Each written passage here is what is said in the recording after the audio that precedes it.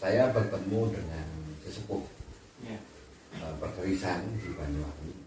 Keris ini adalah salah satu simbol budaya bangsa Indonesia.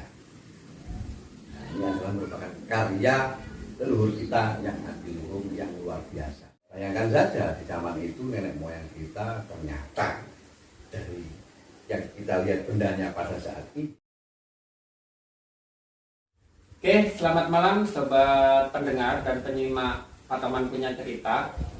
Malam ini kita kembali akan bercerita dengan topik yang berbeda. Topiknya seputar teknologi yang akhirnya menjadi sebuah budaya ya, karena mempengaruhi peradaban dan mempengaruhi generasi milenial, sehingga itu menjadi salah satu budaya atau kebiasaan kita. Nah, malam ini saya sudah bersama dengan salah satu pegiat dan pecinta budaya dalam konteks, dalam kosmologi tentang keris. Dua orang, yang satu mewakili generasi sepuh, yang satu mewakili generasi milenial. Kita simak cerita tentang keris dari sudut pandang generasi sepuh dan generasi milenial. Selamat malam Pak Koko. Selamat Rahayu. Mas Dimas.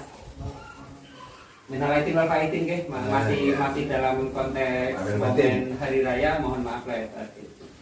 Begini Pak Koko, Mas Dimas, kan kita kronologinya dulu, karena kita baru di pertemuan pertama untuk dialog atau diskusi tentang seputar topik-topik yang setidaknya harapannya ini bagi generasi milenial bisa memperkaya gitu kan, baik dari sisi ilmu pengetahuan maupun sebagai suatu objek, yaitu teknologi, terutama tentang keris. Karena saya lihat Pak Koko kan selaku giat dan pecinta budaya dalam sudut pandang keris gitu kan. Nah, ke Pak Koko dulu nih.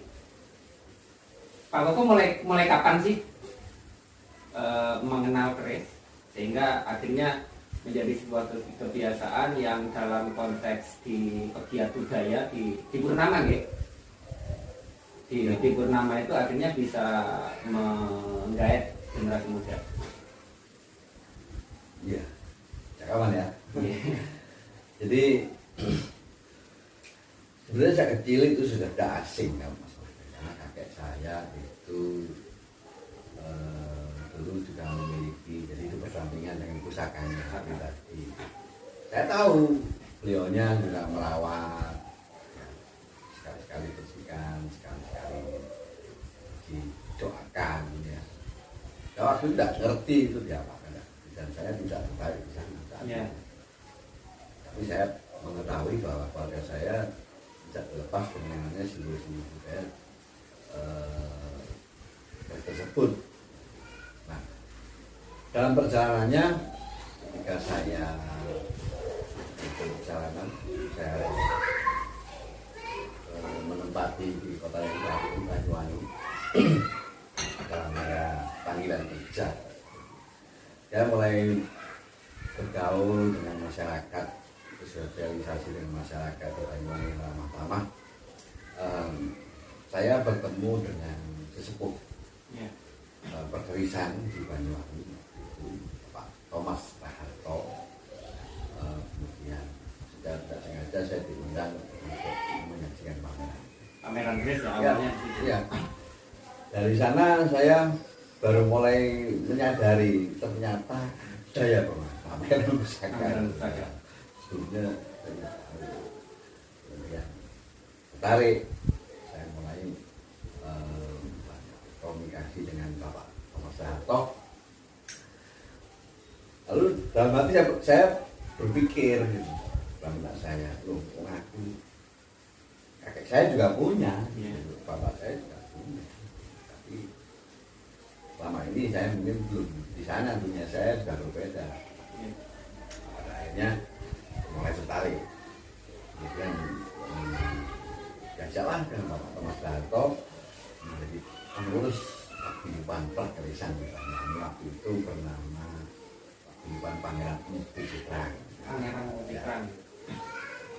Ya itulah saya secara pribadi mulai tertarik dan memperdalam segala sesuatu tentang Padukusan. Nah, kalau dari sisi objek kerisnya nih, menurut Pak Koko itu keris itu apa sih? Karena kan yang dikhawatirkan gini, rata-rata kan mungkin karena pengaruh, ya mohon maaf disclaimer dulu, bukan berarti kita menyalahkan atau apa, tapi secara psikologis gitu kan, mungkin banyak orang lihat film ternyata keris itu seperti ini dan sebagainya. Nah, menurut Pak Koko sendiri keris itu apa dari sisi ilmu pengetahuan? Jadi menurut saya pribadi, keris ini adalah salah satu simbol budaya bangsa Indonesia. Nah, ini adalah merupakan karya leluhur kita yang adiluhung, yang luar biasa. Ini merupakan karya teknologi pada zamannya. Teknologi ya? Ya, karya teknologi. Karena ini merupakan salah satu sarana untuk melakukan sesuatu untuk mempertahankan hidup. Jadi salah satunya pada awal mungkin kebutuhan orang, pasti kebutuhannya adalah rasa aman, rasa nyaman, rasa selamat. Aman apanya ya? Aman kehidupannya, aman rezekinya, aman segala sesuatunya, sehingga manusia berupaya. Nah, kemudian menurut saya pribadi, jadi keris ini adalah merupakan cerminan dari tingkat pola pikir atau kemajuan peradaban di masa itu. Ya. Jadi bayangkan saja di zaman itu nenek moyang kita ternyata dari yang kita lihat bendanya pada saat ini, itu belum tentu manusia di zaman ini bisa membuat yang persis seperti itu dengan teknologi yang sama. Ya.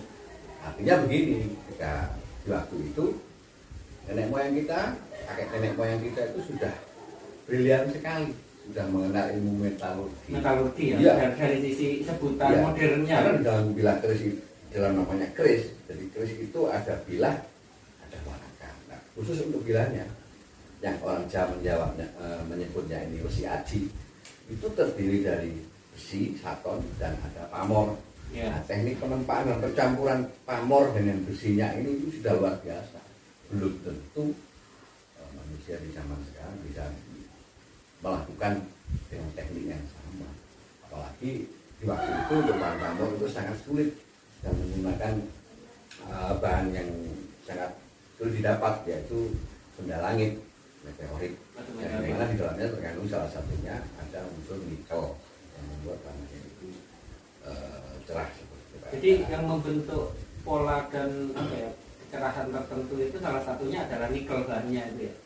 Jadi di dalam itu ada banyak kandungan mineralnya. Salah satunya yang dominan adalah yang diambil adalah nikelnya. Nikelnya itulah yang bisa memunculkan pamor di dalamnya.